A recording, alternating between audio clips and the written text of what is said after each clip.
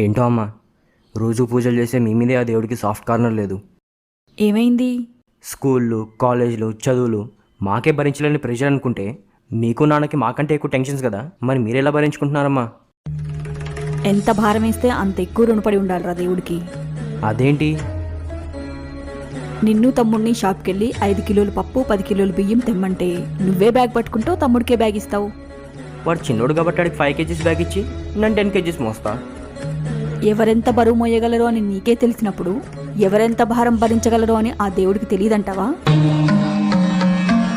దేవుణ్ణి నిందించడం మూర్ఖత్వం. మనం భరించగలిగే భారమే దేవుడు మనకిచ్చేది. ఒకవేళ 2 బ్యాగులు అన్ననే మోస్తానంటే ఏముంది, ఈ జీవిత కష్టాలతో పోరాడడానికి అన్నా మెంటల్లీ ఇంకా స్ట్రాంగ్ అవుతున్నాడని అర్థం.